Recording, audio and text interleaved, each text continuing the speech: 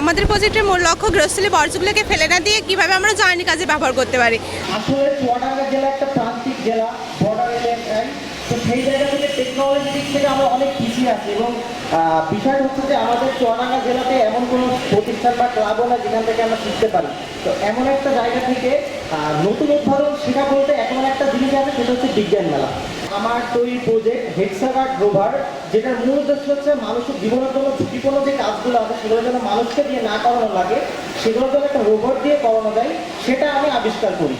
আমাদের নতুন প্রযুক্তি ড্রোন নিয়ে কাজ করতেছি, সামরিক ক্ষেত্রে যেটা কাজে লাগবে। তো রিসেন্টলি এটা বানানো হয়েছে এবং আমরা আপডেট করছি। তো এর বিষয়ে যখন নিউজ প্রচার হয়, বিশেষ করে বিবিসি চ্যানেলের নিউজটা অনেক ভাইরাল হয়, এবং সেখান থেকে বাংলাদেশ সেনাবাহিনী আমাদের সাথে যোগাযোগ করে, বাংলাদেশ এরোস্পেস ইউনিভার্সিটি আমাদের সাথে যোগাযোগ করে।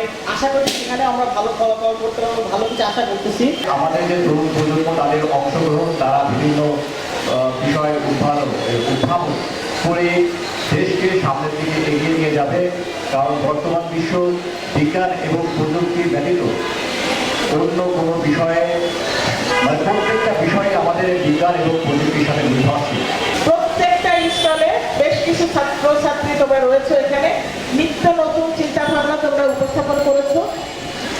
এই জন্য জেলা প্রশাসনের পক্ষ থেকে তোমাদেরকে আন্তরিকভাবে ধন্যবাদ জানাচ্ছি এবং একই সাথে শুভেচ্ছা জানাচ্ছি এই কারণে যে আমরা ভেবেছিলাম যে আমাদের বাচ্চারা বুঝি শুধুমাত্র এই ডিভাইসে আসক্ত